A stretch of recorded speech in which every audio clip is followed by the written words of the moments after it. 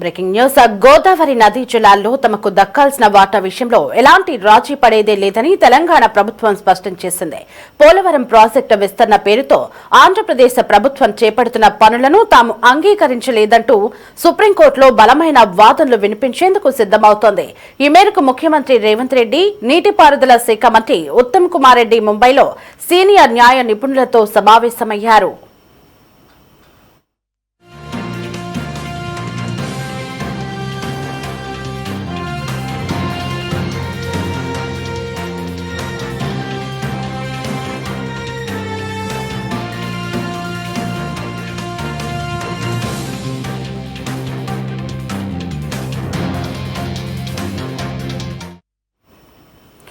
ఆంధ్రప్రదేశ్ ప్రభుత్వం ప్రతిపాదించిన పోలవరం నల్లమల్ల సాగర్ ప్రాజెక్టును వ్యతిరేకించేందుకు న్యాయపరమైన చర్యలను తెలంగాణ ప్రభుత్వం ముమ్మరం చేసింది.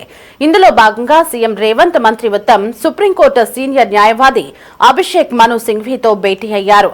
కోర్టులో రాష్ట్రం తరపున సమర్థవంతమైన బలమైన వాదనలు వినిపించాలని వారు న్యాయ నిపుణులను కోరారు.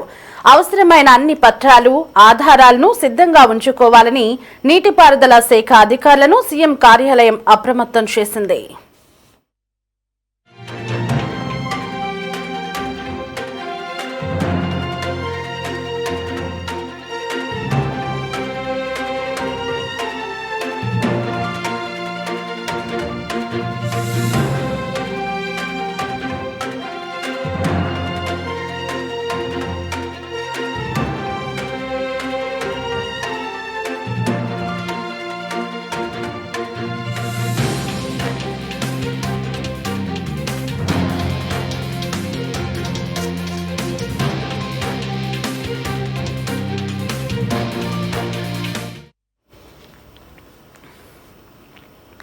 తెలంగాణ ప్రభుత్వం ఇటీవలి సుప్రీంకోర్టులో రిట్ పిటిషన్ దాఖలు చేసిన విషయం తెలిసిందే. చట్టబద్దమైన అనుమతులు లేకుండా పోలవరం ప్రాజెక్టును బనకచెర్ల లేదా నల్లమల్ల సాగర్తో అనుసంధానించే విస్తరణ పనులను ఏపీ ప్రభుత్వం చేపడుతుందని పిటిషన్లో ఆరోపించింది. ఈ పనులను తక్షణమే ఆపాలని, పోలవరం ప్రాజెక్టు అథారిటీని ఆదేశించాలని కోరింది.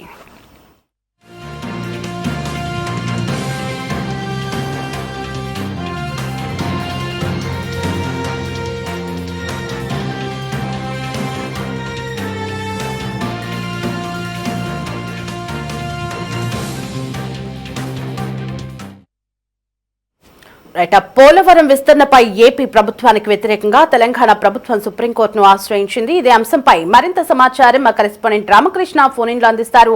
రామకృష్ణ, అప్డేట్స్ ఏంటి? గోదావరి నదీ జలాల్లో తమకు దక్కాల్సినటువంటి వాటా విషయంలో ఎలాంటి రాజీ పడేది లేదని తెలంగాణ ప్రభుత్వం స్పష్టం చేసింది.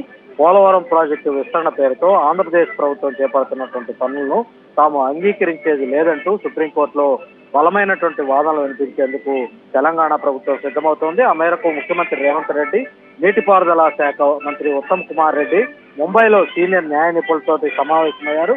ఆంధ్రప్రదేశ్ ప్రభుత్వం ప్రతిపాదించిన పోలవరం నల్లమల్ల సాగర్ ప్రాజెక్టును వ్యతిరేకించేందుకు న్యాయపరమైన చర్యలను తెలంగాణ ప్రభుత్వం ముమ్మరం చేసింది. ఇందులో భాగంగా ముఖ్యమంత్రి రేవంత్ రెడ్డి అలాగే మంత్రి ఉత్తమ్ కుమార్ సుప్రీంకోర్టు సీనియర్ న్యాయవాది అభిషేక్ మను సింఘ్వీతో భేటీ కావడం జరిగింది.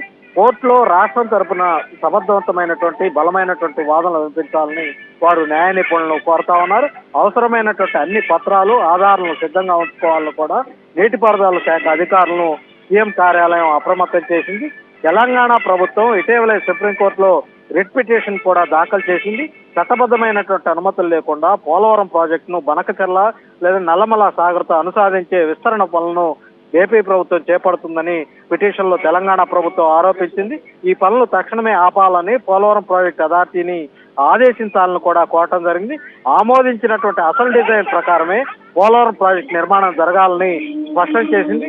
అయితే రెండు తెలుగు రాష్ట్రాల మధ్య ఉన్నటువంటి నీటి పంపకాలపై తెలంగాణలో తీవ్ర చర్చ నడుస్తుండగా ఈ అంశంపై ఏపీ సీఎం చంద్రబాబు కూడా స్పందించారు. నీటి పంపకాల అంశం మీద త్వరలో వివరంగా మాట్లాడతానని కూడా స్పష్టం చేశారు. అన్ని విషయాలను త్వరలోనే తెలియజేస్తానని, తెలంగాణలో అధికార ప్రతిపక్షాల మధ్య ప్రస్తుతం వాటర్ వార్ నడుస్తూ ఉంది. తాజాగా అసెంబ్లీలో కూడా కృష్ణా జలాల మీద ఈ అంశం మీద చర్చ జరిగింది. అయితే ఇవాళ తెలంగాణ దాఖలు చేసిన పిటిషన్ మీద కోర్టు అయితే విచారించబోతా ఉంది. Right Ramakrishna, thanks for the updates.